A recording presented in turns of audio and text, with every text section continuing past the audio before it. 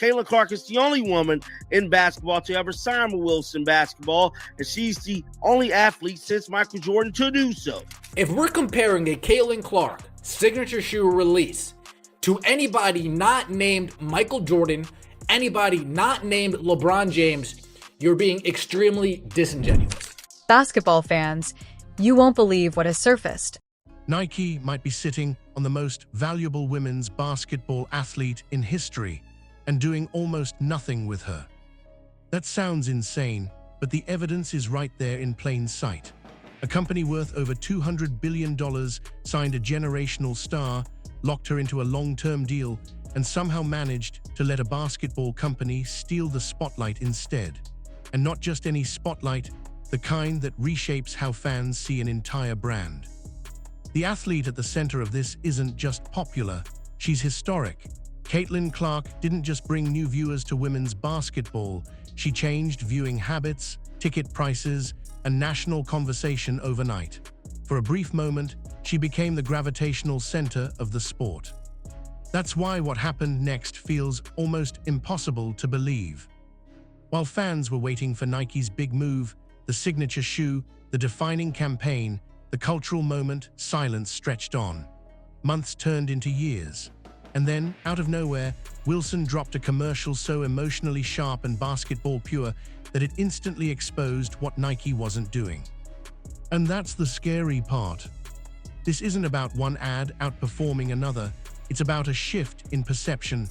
Wilson didn't sell politics. They didn't sell controversy. They sold the feeling of falling in love with the game in the first place. And fans noticed.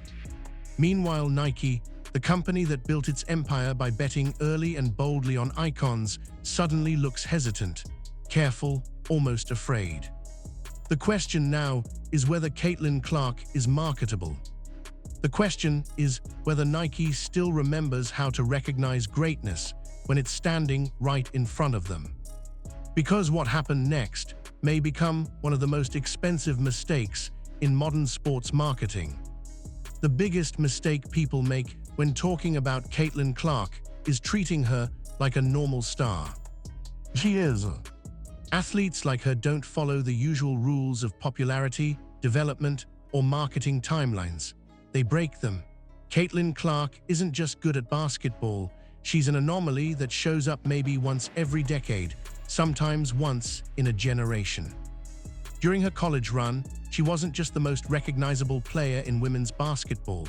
She was more recognizable than most men's players too. Viewership didn't just rise, it spiked. Arenas didn't just sell tickets, they moved games to larger venues. Casual fans who had never watched a women's game before weren't just tuning in, they were scheduling their lives around it. That doesn't happen because of hype alone. It happens when an athlete crosses a rare threshold where skill, personality, and timing collide. The result is cultural gravity. Everything bends toward them: media, brands, fans, even critics.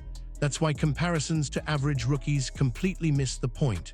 You don't measure outliers using normal standards. Historically, only a handful of athletes have triggered this effect. Michael Jordan didn't just sell shoes, he redefined sports marketing. LeBron James didn't just enter the NBA, he arrived as a fully formed brand. When these players appeared, companies didn't wait to see how it goes. They moved immediately, aggressively, and without hesitation. That's the category Caitlin Clark falls into. And the data backs it up. Games she played in didn't just outperform league averages, they obliterated them. Merchandise demand followed. Social media attention followed. Even people who actively disliked basketball were suddenly talking about her. That's not normal fandom, that's mainstream penetration. Which is exactly why treating her like a long-term development project makes no sense.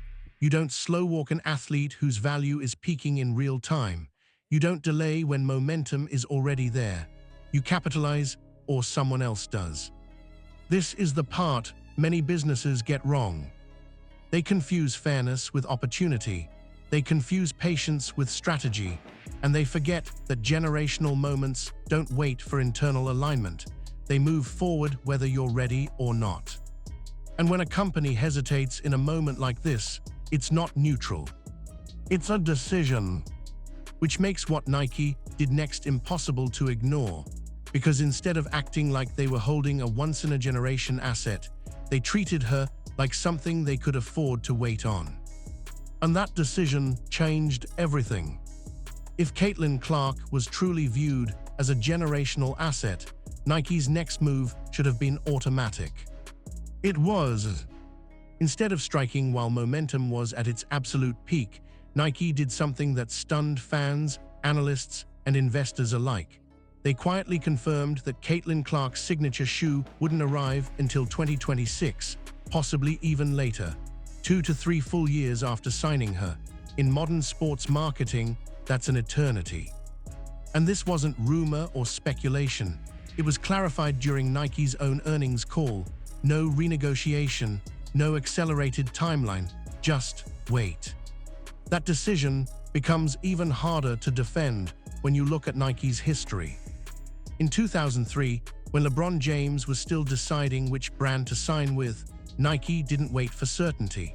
They began designing his shoe before the ink was dry. They used a secret internal code name to hide the project. From concept to court, the LeBron one went from idea to NBA debut in roughly 3 months. That wasn't reckless, it was confidence. Nike understood something back then that seems forgotten now. When you believe an athlete can change the culture, speed matters. Timing is everything. Delay kills momentum. So when fans heard 2026, disbelief turned into frustration. Caitlin Clark wasn't some unknown prospect who needed time to prove herself. She had already driven viewership spikes, ticket price surges, and national attention. The market wasn't hypothetical, it was active. From a business standpoint, the delay sends a dangerous signal. It suggests uncertainty where there should be urgency, hesitation where there should be conviction, and in the sneaker world, perception is reality. What makes this worse is the context. Nike isn't operating from a position of dominance right now. The company has lost massive market value over the past few years. Revenue projections are under pressure. Analysts have openly stated that Nike needs a new franchise-level product, not just incremental updates. Caitlin Clark should have been that franchise. Instead, Nike chose patience or caution in a moment that demanded boldness.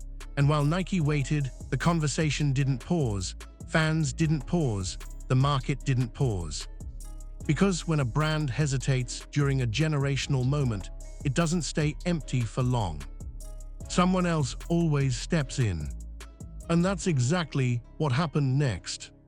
While Nike was asking for patience, someone else decided not to wait. Out of nowhere, Wilson released a commercial that instantly flipped the entire conversation. No countdown, no leaks. No hype campaigns stretched across months, just a quiet drop, and within hours, people were calling it the best basketball ad they'd seen in years. What made it hit so hard wasn't production tricks or celebrity overload, it was restraint.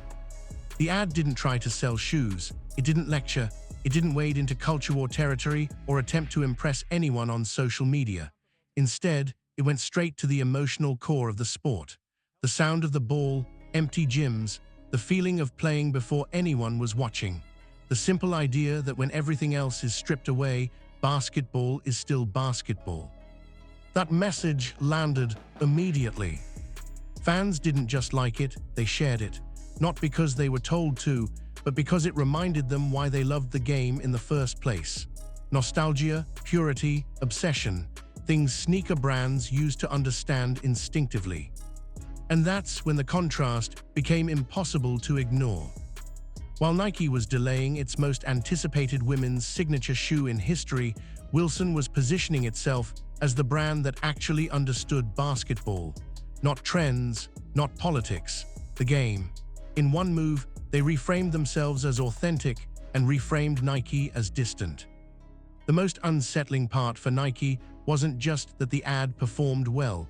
It was that Wilson did something Nike used to be famous for.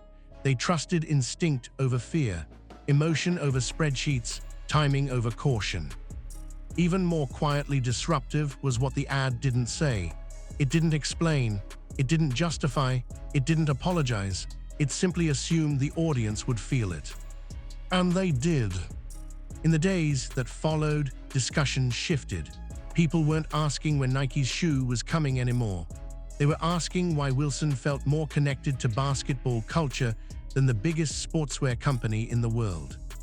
That's a dangerous question for a brand built on cultural dominance.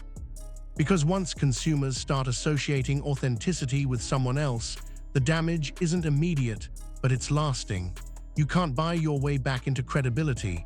You have to earn it. Wilson didn't just release a great ad. They exposed a gap, and once that gap became visible, Nike couldn't unsee it.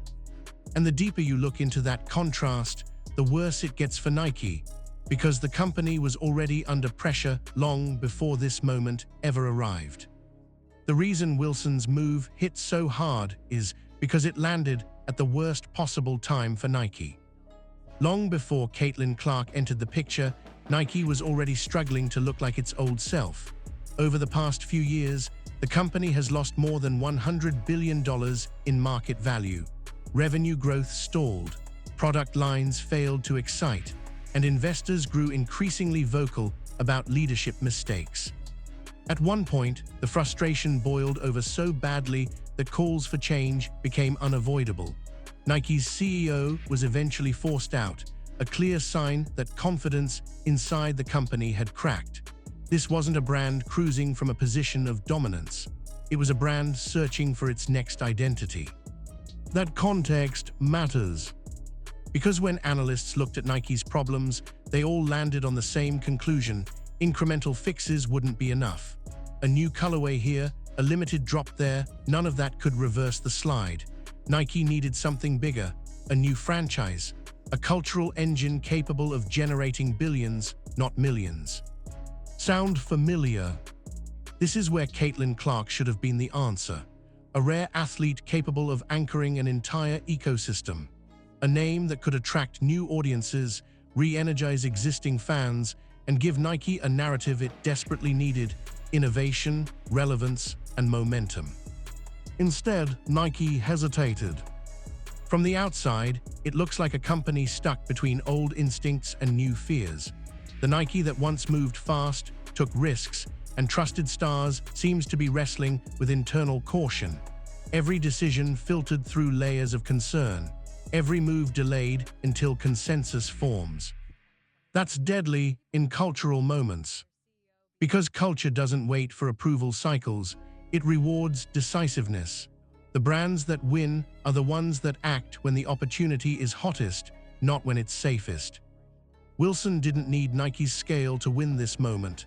They needed clarity, they needed conviction, and they had both.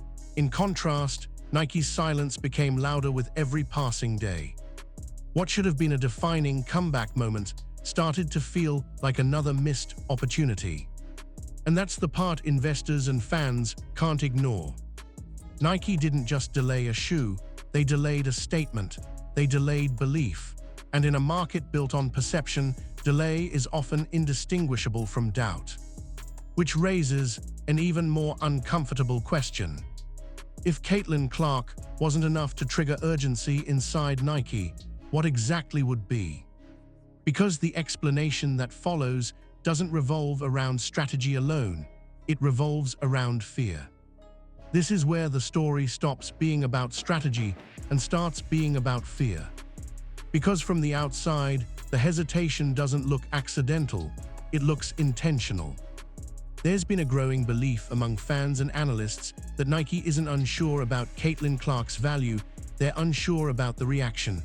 Reports and online discussions suggest the company is deeply cautious about cultural backlash, social media narratives, and internal optics. None of this has been confirmed publicly, but the pattern is hard to ignore.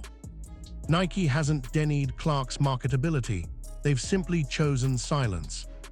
And silence, in moments like this, speaks louder than any press release. Instead of leaning into her authenticity, her competitiveness, her obsession with the game, Nike appears to be treating her like a liability that needs to be managed rather than an icon that should be unleashed. From a business standpoint, that's a dangerous posture, especially when the athlete in question is actively reshaping viewership and attendance wherever she goes. What makes this even more uncomfortable is the contrast. While Nike hesitates, Wilson showed zero fear. They didn't overthink messaging. They didn't dilute the story.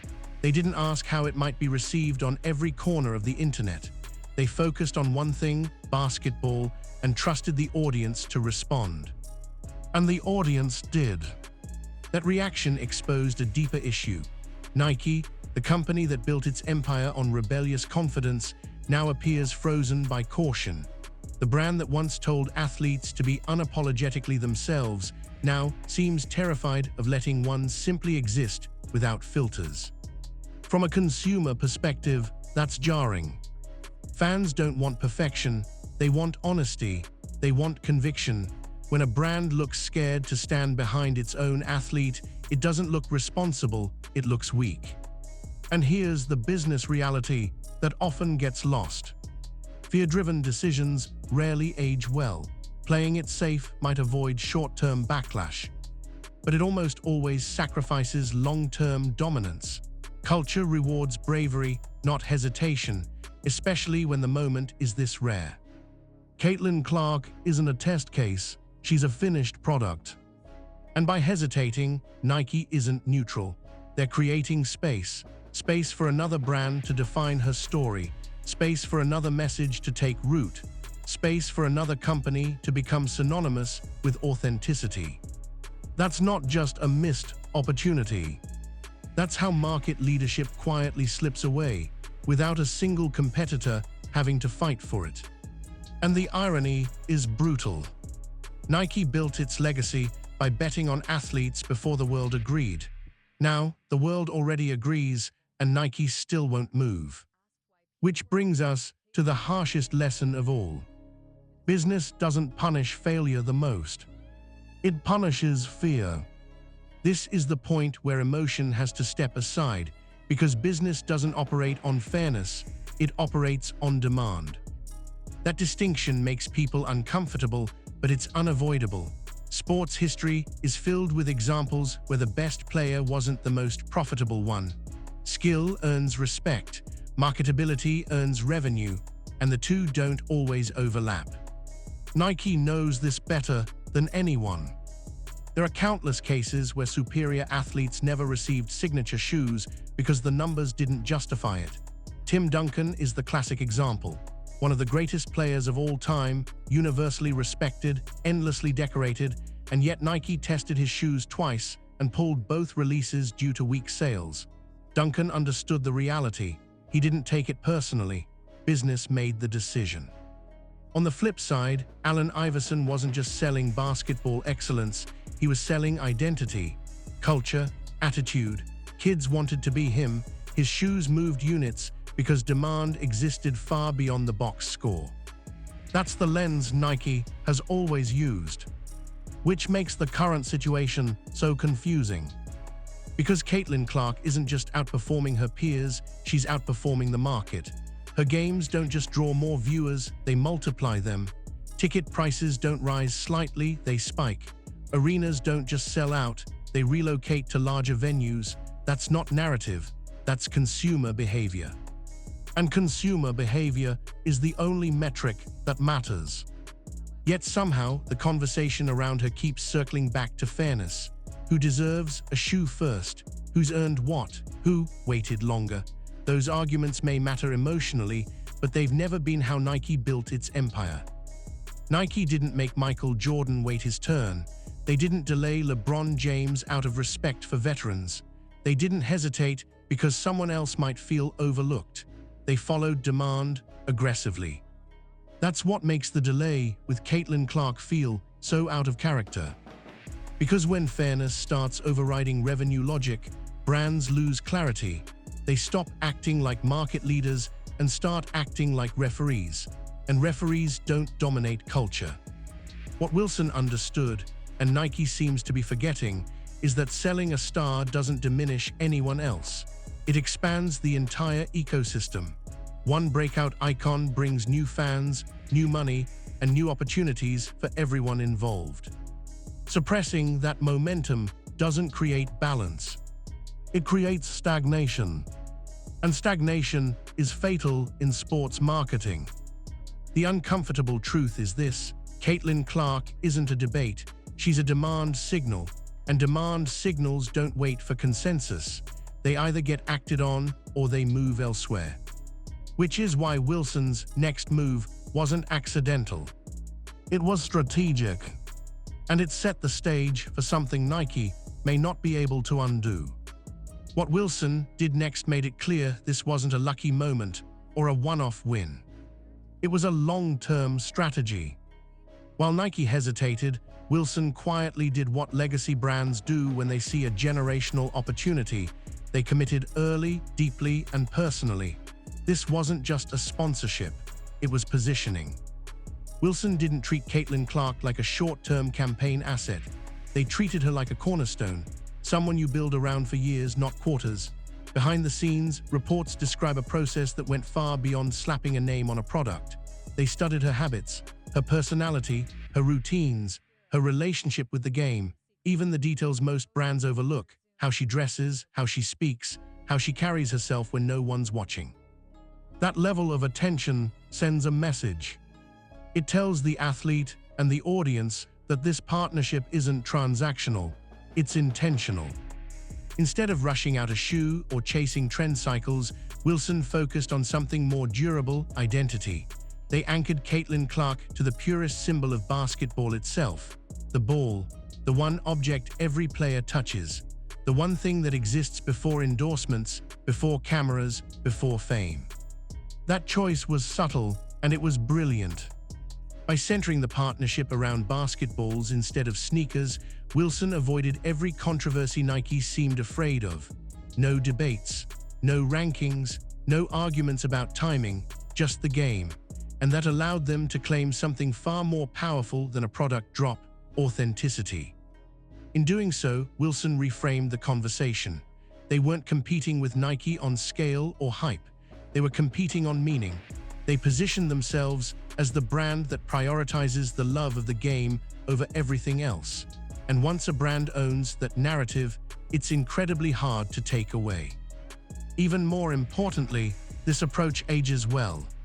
Shoes have release windows, ads fade, but a long-term association between a generational player and the soul of the sport compounds over time. Every young player who picks up a Wilson ball now sees Caitlin Clark as part of that experience, not as an ad, but as a presence. That's how loyalty is built. Wilson didn't just attach themselves to Caitlin Clark's popularity, they attached themselves to her journey, to her obsession, to the part of her story that existed long before endorsements were even possible. And that's what makes this play so dangerous for Nike. Because Wilson isn't trying to win tomorrow. They're trying to own the next decade.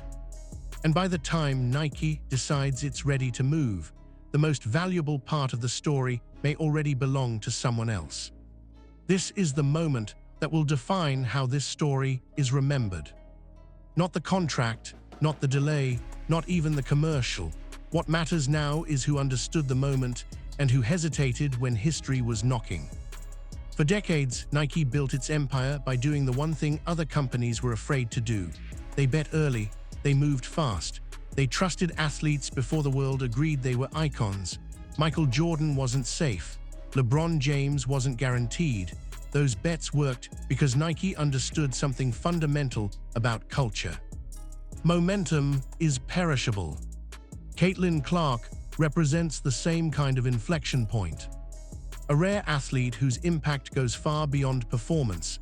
She doesn't just play the game, she pulls people into it. New fans, younger fans, casual viewers who weren't looking for politics or debate, just a reason to care. And when that reason appeared, Nike blinked. Meanwhile, Wilson didn't try to outspend Nike. They didn't try to outhype them. They simply told a better story, one rooted in nostalgia, passion, and the pure joy of basketball. And by doing that, they accomplished something far more dangerous than winning a campaign. They changed perception. Wilson now feels like the brand that gets it, the brand that values the game first, the brand that isn't afraid to celebrate greatness without overthinking the consequences. And once that perception settles in, it's incredibly hard to reverse. The most painful irony is that Nike already knows how to do this. Their history proves it. They just seem unwilling to trust that instinct anymore. Fear replaced confidence. Silence replaced storytelling. And in a culture that moves at internet speed, that hesitation is costly. This isn't about one shoe release anymore. It's about whether Nike still believes in the kind of boldness that made it dominant in the first place. Because if they miss this moment, it won't be because Caitlin Clark wasn't big enough. It will be because they were too cautious to act. Wilson has already made their choice. They've planted their flag next to a generational talent and tied her story to the heart of the sport itself. That connection will compound year after year. Nike still has time, but not much. Because in business, just like in basketball, hesitation creates openings. And if you don't take the shot when it's wide open, someone else always will.